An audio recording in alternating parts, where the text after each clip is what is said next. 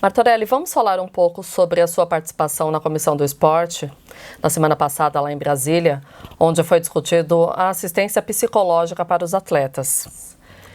A saúde mental, Martorelli, ela é importante quanto à física? Eu acho que mais ainda. A gente vive num mundo de muita pressão, o atleta vive num mundo de muita pressão. Não só a pressão pela performance, para buscar o resultado do jogo, mas também tem a pressão sempre extra-campo, né? O que a vitória dele vai representar na vida dele, na vida da família. Então, a gente entende que é imprescindível que se discuta um pouco mais, que se preocupe mais com a vida mental do atleta, com a vida emocional, porque isso repercute no pós-carreira, né? Repercute no pós-carreira. Tudo que ele conseguir durante a carreira e tudo que ele conseguir fazer com que haja uma harmonia na sua vida emocional vai repercutir pós-carreira. Por isso que a proposta ela é bem-vinda, né?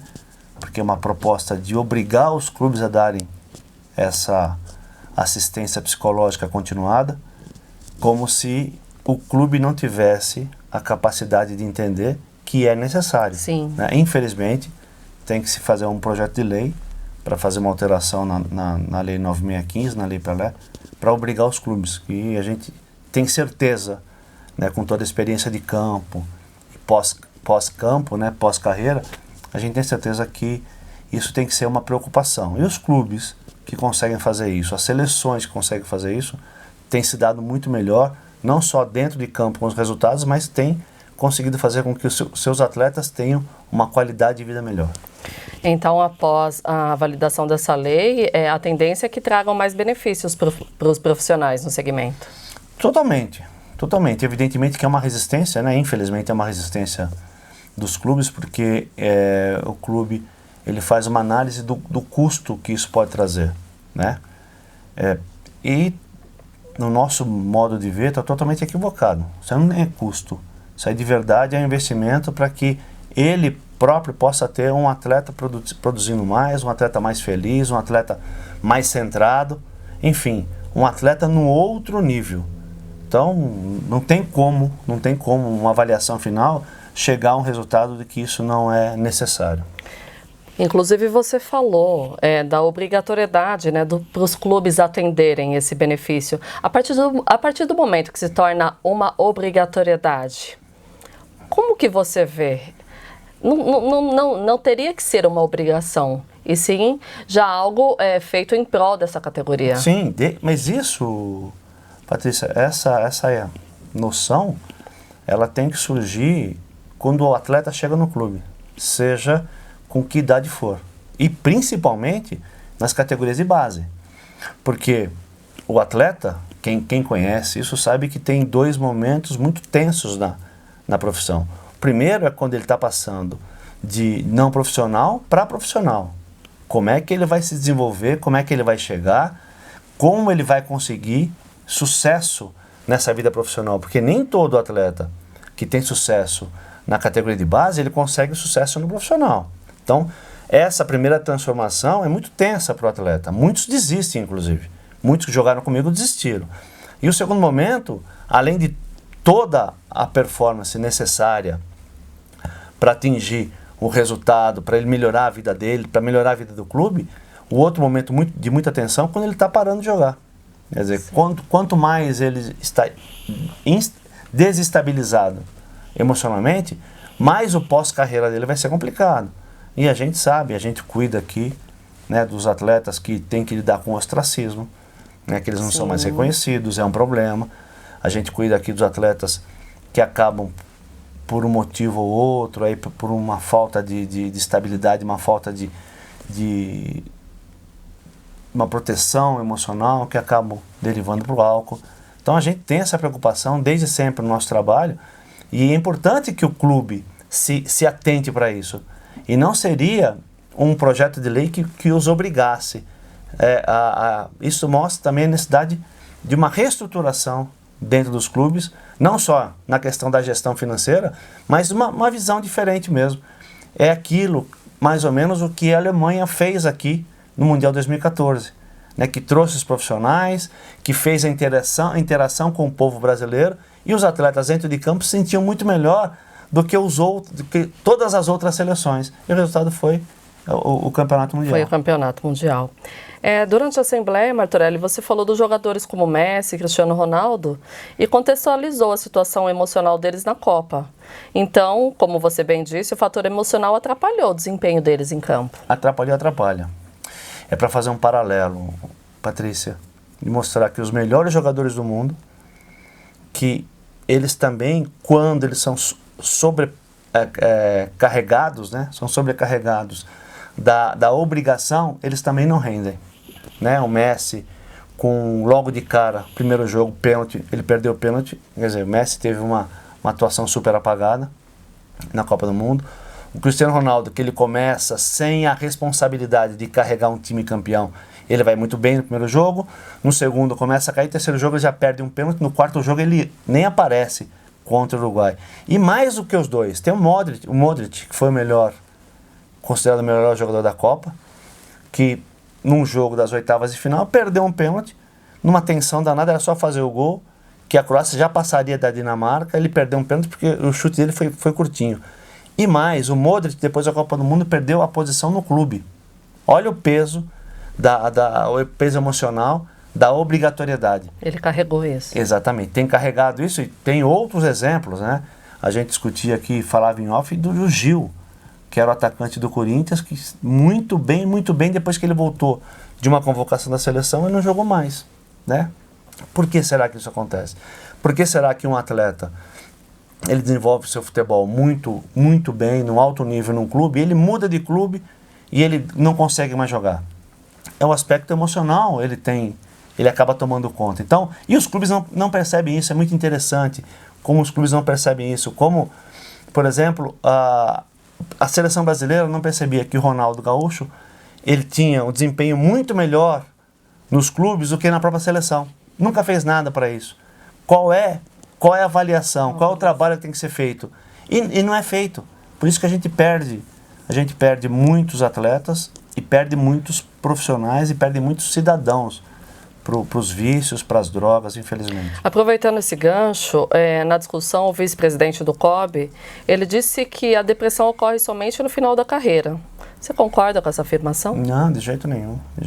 Eu até trouxe o caso do Iniesta. Sim. Né? O Iniesta, você contextualizou na hora. Que no momento de férias, pela falta de adrenalina, pela falta de descarga da adrenalina, né? Pela falta de competição, o cara deprimiu. Imagina, fora outros casos tantos aí, que a gente tem o caso recente do Nilmar, sim, né, que rompeu um contrato com o Santos porque deprimiu. Então não é só no final, durante também. E são várias questões. Ela começa emocionalmente, né, e acaba desencadeando num problema químico interno. Então a apuração dessas variações no comportamento do atleta, ela tem que ser analisada, tem que ser monitorada o tempo todo. E, infelizmente, no Brasil não se faz isso ainda, mas quem sabe a obrigatoriedade que a lei vai trazer comece a mudar um pouco esse aspecto. O que me chamou a atenção foi que foi dito que está sendo feito um trabalho de psicologia junto aos árbitros. Você acha que é importante? Afinal, o fator emocional tem que ser controlado também, né, na condução deles. Árbitros, muito. A comissão técnica, muito. Quer dizer, todo mundo vive uma tensão danada. Todo mundo está muito exposto. Quais são as profissões, quais são as atuações profissionais que têm a exposição que o futebol tem no Brasil? Nenhuma, porque tudo em tempo real, né? Não existem mais novelas em tempo real, hoje tudo é gravado. Quer dizer, tem os programas artísticos, todos são gravados, então você erra, você volta, você refaz. No futebol não tem essa condição. E é evidentemente que nos esportes não tem essa condição, mas o futebol é o que está mais exposto, no futebol que está mais exposto. Então todo mundo precisa desse amparo emocional, todo mundo, porque lidar com isso é coisa para gigante mesmo. Quem passa por isso, entende bem, tem uma vida tranquila. Mas são poucos os que conseguem passar. Muricy, né? Sim, recentemente teve que parar porque o que ocasionou todo aquele estresse para ele, se não é o aspecto emocional. Então, vê só, estamos falando do treinador renomado, um treinador super campeão. Então, acho que a questão ela acaba se alastrando para todos os componentes aí do esporte. Por isso, muito importante, né, trabalhar não só, né, no Setembro Amarelo, a gente falar dessa questão da saúde mental, mas tem que ser um trabalho de forma contínua dentro dos times, né, das federações. Aqui no sindicato, o sindicato já faz um trabalho voltado para a saúde mental no projeto do Expressão Paulista, a gente sabe disso, mas as pessoas precisam mudar a mentalidade de trabalhar esse tema de uma forma mais efetiva. Porque o fator emocional, ele atinge dentro e fora de campo. Sim. O Setembro Amarelo nos traz a questão do suicídio, né? Sim. Que não é frescura. Depressão não é frescura. Não. Depressão é um problema.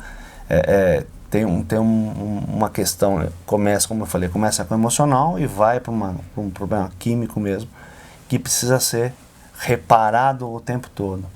E quando um profissional, é o que a gente faz aqui, né, com a nossa equipe, com a nossa diretoria, quando a gente percebe um profissional numa condição diferente, a gente se preocupa e faz o atendimento. E o futebol não pode ser diferente. No futebol, dentro do campo, aquela coisa de... A gente vive num país machista, num mundo machista, mas num país machista, assim. Então, isso aqui é coisa para macho, futebol é coisa para macho. De fato, é para macho, mas macho que também se deprime, para macho que tem vários problemas emocionais e que pode chegar ao suicídio. Então, nada melhor do que discutir isso tudo, da necessidade de trazer um olhar diferente para o esporte, para o futebol, no mês de setembro, que é o mês que a gente está aí brigando para prevenir suicídio e depressão. Para a gente terminar, você disse que a proposta deve ser revista em alguns aspectos, principalmente a quantidade de sessão. Fale mais um pouco sobre essa questão. O que precisa ser melhorado de forma efetivamente, além do aumento das sessões? Primeiro que tem lá uma disposição no projeto de lei, porque está escrito, né? O projeto de lei está escrito, então que vai ser obrigatório para os atletas profissionais. Aí vem aquela questão dos atletas olímpicos. São profissionais ou não são profissionais? Aí entra um aspecto jurídico, né? Porque a Lei 9615, a Lei Pelé, obriga só a modalidade de futebol ter o contrato particular registrado. Como não existe a obrigatoriedade para as outras modalidades, eles também não se sentem profissionais, só que comem daquilo, vivem daquilo, subsistem daquilo que eu digo da atividade esportiva. Então, se não tem, não é contemplado na lei especial, que é a Lei 9615, cai para a lei geral, que é a CLT. CLT tem os requisitos de exclusividade, onerosidade, subordinação, que também chegam ao profissional. Não é um profissional com contrato esportivo, mas é um profissional, né? Mas, enfim, como houve aquela dúvida lá, eu sugeri já, no momento, colocar os atletas profissionais e os atletas de alto rendimento das demais modalidades esportivas. Já encamparia todos. Tem que envolver todo mundo. Exatamente. Já encamparia todos. E qual foi a outra pergunta que você me fez? Final? Não, foi essa. Foi essa? Foi. Então, aí os ajustes de sessão, de tempo de sessão. Porque se coloca a obrigatoriedade, de repente, a contratação de um profissional, de um psicólogo, de um psicanalista, de um psiquiatra, deixada à disposição, pode querer tentar suprir a obrigatoriedade. Então, acho que falta um pouco mais de detalhamento na lei, como é que isso vai se dar. E aí, eu deixo para os profissionais da área, para eles se meterem. Mas a minha sugestão foi no sentido de que há necessidade, sim, de criar um formato para esse monitoramento, para esse rastreio emocional dos atletas. Lá foi dito que coach é diferente de psicólogo. O coach faz um trabalho efetivo de algumas sessões, motivacional, etc. e tal, mas não tem aquela efetividade do psicólogo. Você acha que... Depende. Tem coach com mais formação do que a simples formação de psicologia. A gente vê de tudo. O coach na verdade, o trabalho do coach é para conseguir alinhar o profissional com o objetivo que ele espera dele próprio, né? É mais ou menos isso. E às vezes toca na questão emocional. Muitas vezes toca. Às vezes só uma questão de organização e de ações, mas outras tantas toca. E tem todo tipo de coach, né? Tem coach muito preparado e tem coach que fez o curso online de um mês e acha que é coach. Então, a gente precisa se preocupar. Mas o coach acho que não está nesse contexto.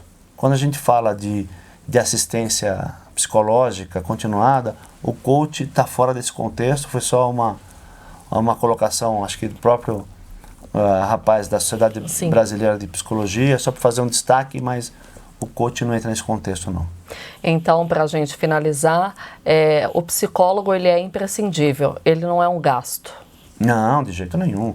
Não só psicólogo, né? Todos os profissionais que lidam na área do comportamento, eles podem ser muito úteis. Por aquilo que eu conheço e os cursos que eu fiz, eu também sou practitioner em programação neurolinguística, só esse trabalho já poderia ajudar muito, né?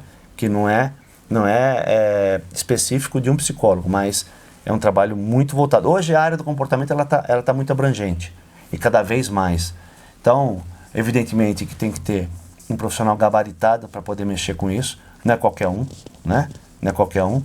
E no final o que a gente espera é que a gente consiga dar um passo importante que aliás, assim, não estou estudando psicanálise por acaso. Sim. Né? Eu estudo psicanálise, estou indo para o terceiro ano de psicanálise, no curso de 3 anos e meio, e já com uma pós-graduação fazendo em paralelo, que me levou a isso foi sempre uma necessidade que eu tinha de entender por que em alguns momentos alguns craques não jogam, né? O que eles fazem com as vidas dele dentro de campo e fora de campo. E eu fazia um contraponto disso, eu adorava jogar em jogo difícil. Então, assim, por que isso muda tanto de atleta para atleta e o que isso representa na vida do atleta? Se eu trouxer para mim essa discussão, como eu gostava de jogo difícil, continuando na minha vida, sempre encarando os desafios, sem fugir deles, né? Por isso que eu estou aqui. Sim. Mas tem outros tantos que ficaram pelo caminho. E, infelizmente ficaram pelo caminho. Então, é importante a gente entender, como eu falei, desde o infantil até o pós-carreira, essa categoria precisa sim de uma assistência emocional, psicológica continuada. Obrigada, Martorelli, por esse bate-papo e até a próxima. Foi um prazer.